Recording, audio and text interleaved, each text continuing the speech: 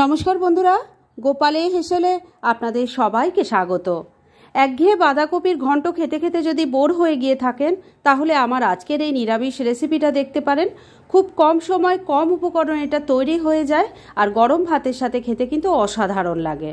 তাই চলুন আর সময় নষ্ট না করে রান্নাটা করে ফেলি।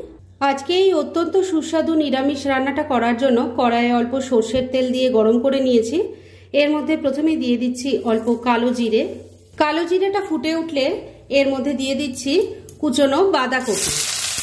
আমি এখানে ছোট সাইজের একটা বাঁধাকপি নিয়েছি, সেটাকে কুচিয়ে নিয়েছি। এর মধ্যে অল্প হলুদের গুঁড়ো দিয়ে দিলাম। এবার ফ্লেমটাকে মিডিয়ামে রেখে হলুদটা ভালো করে বাঁধাকপির সাথে মিশিয়ে নিয়ে এটাকে একটু ভাজা ভাজা করে নেব। আমার মূল উদ্দেশ্য বাঁধাকপিটাকে সেদ্ধ করে নেওয়া নয়, বাঁধাকপির যে কাঁচা গন্ধটা থাকে সেটাও চলে যাবে, আর বাঁধাকপিটা হালকা একটু সফট হয়ে যাবে। তাই ফ্লেমটা কিন্তু কমালাম না, মিডিয়ামে রেখেই কাজটা করছি। মিনিট দুয়েক সময় নিয়ে বাঁধাকপিটা হালকা ভাজা ভাজা করে নিয়েছি। এবার এর মধ্যে অল্প নুন দিয়ে দিলাম, নুনটাও মিশিয়ে নিচ্ছি। নুনটা পরে দিলাম এই কারণেই যাতে বাঁধাকপি থেকে জলটা না বেরিয়ে যায়, সেজন্যই নুনটা পরে দিয়েছি। ওদিকে বাঁধাকপিটা ভাজা ভাজা হচ্ছে, আর ওটা হতে হতে আমি এই রান্নার মশলাটা তৈরি করে নিচ্ছি। সেজন্য প্লেটের মধ্যে আমি কিছু জিনিস সাজিয়ে নিয়েছি। কি কি আছে সেটা আগে বলে দিই। নিয়েছি 1 চামচ কালো সর্ষে, 1 চামচ সাদা তিল আছে, 1 চামচ পোস্ত নিয়েছি, 1 চামচ আছে সাদা সর্ষে, 2টো কাঁচা লঙ্কা নিয়েছি, আর অল্প কিছু আছে নারকেলের টুকরো। এগুলো সব কিছু একসাথে মিশিয়ে মিক্সিতে প্রথমে আমি শুকনোই গুঁড়ো করে নেব, আর তারপর পরিমাণ মতো জল দিয়ে বেটে নিয়ে একটা মিহি পেস্ট তৈরি করে নেব। এই রান্নার জন্য মশলাটা তৈরি করে রেখে দিয়েছি, আর মশলা তৈরি করতে করতে বাঁধাকপিটাও দেখুন ভালো করে ভাজা ভাজা হয়ে গেছে।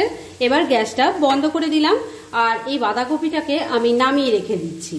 এবার ভাপাটা তৈরি করার জন্য একটা টিফিন বক্স নিয়ে নিয়েছি। এর মধ্যে প্রথমেই তৈরি করে রাখা মশলাটা ঢেলে দিলাম।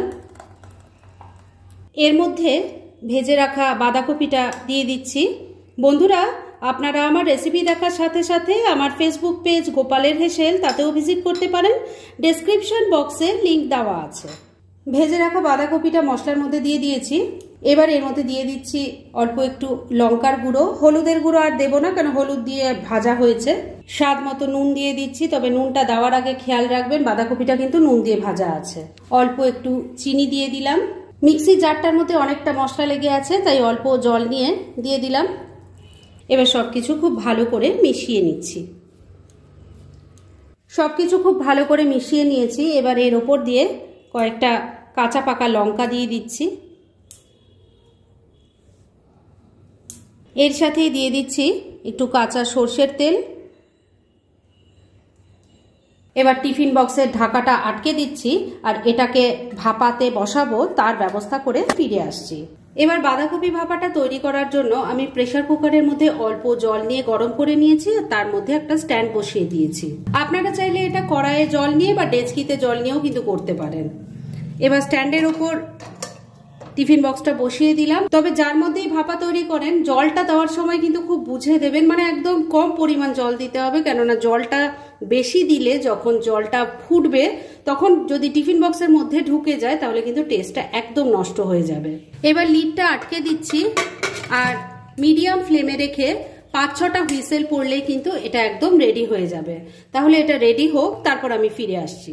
6টা হুইসেল পড়ার পর আমি প্রেসার কুকারের গ্যাসটা বন্ধ করে দিয়েছিলাম, আর তারপর প্রেসার কুকার থেকে পুরো প্রেসারটা বেরিয়ে যাওয়ার পর লিডটা খুলেছি। এটা এখন রেডি হয়ে গেছে।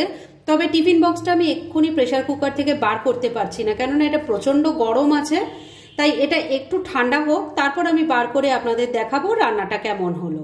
ফ্রেন্ডস, আমার আজকের এই দুর্দান্ত স্বাদের বাঁধাকপি ভাপা রেসিপিটা একদম রেডি হয়ে গেছে, এবং আমি সার্ভ করে দিয়েছি। ভীষণ ইজি একটা রেসিপি, খুব কম সময় কম উপকরণ দিয়ে এটা চটজলদি তৈরি হয়ে যায়। খেতে যে ভীষণ, আর গরম ভাতের সাথে খেতে যে কি ভালো হয়, সেটা একবার ট্রাই না করলে আপনারা বুঝতেই পারবেন না। তাই দেরি না করে পারলে এটা আজই একবার ট্রাই করে ফেলুন, আর তারপর কেমন লাগলো সেটা প্লিজ কমেন্ট করে জানাবেন।